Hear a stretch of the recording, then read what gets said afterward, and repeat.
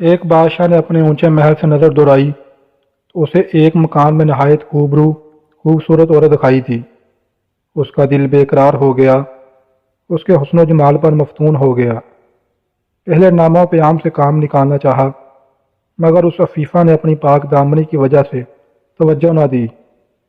آخر بادشاہ نے حکم دیا کہ اس سرکش عورت کو پکڑ کر لاؤ۔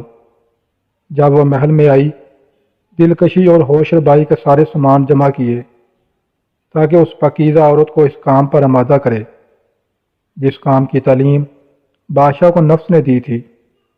عیش و نشاط کے تمام سامان فراہم، نفسانی جذبات اپنے عروج پر، اور پیار کی مسلح افواج سامنے۔ تنہائی کا عالم، سارے دروازے اور کھڑکیاں بند، تمام خطروں اور کل اندیشوں سے بظاہر اطمینان۔ ایسے وقت میں اپنے دیدہ پرحسرت کو پورا آب کر کے کہا، اے صنم، تیری آنکھوں نے میری نیند کھو دی ہے۔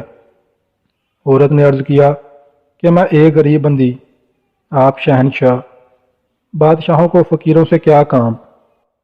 بادشاہ نے جواب دیا، تو حسن کی شہزادی ہے اور میں گدائے در حسن، یعنی حسن کے دروازے کا فقیر۔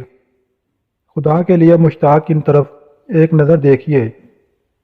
آسمان و زمین اور ملائکہ دیکھ رہے تھے کہ اس خاتون کا دامن عفت کدھر جاتا ہے۔ برائی کی طرف بلانے میں شیطانی قوت نے کوشش کا کوئی دقیقہ نہ اٹھا رکھا تھا، مگر اللہ تعالیٰ کی بندی سب کچھ دیکھتی ہے، اور چاہتی تو جو کچھ بادشاہ چاہتا ہے کر گزرتی۔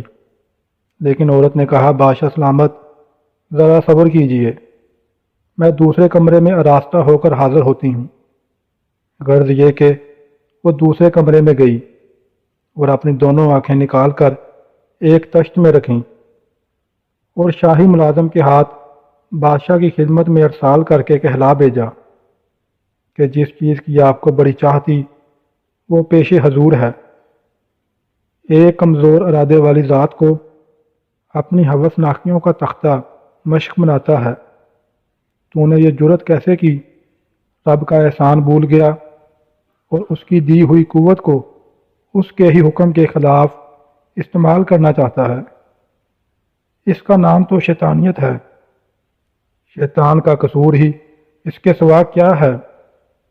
توانائیوں کا جو ذخیرہ تجھے خالق کائنات کی طرف سے ملا ہے، بجائے مرضی حق کے ان کو تو اس کی مرضی کے خلاف استعمال کرتا ہے۔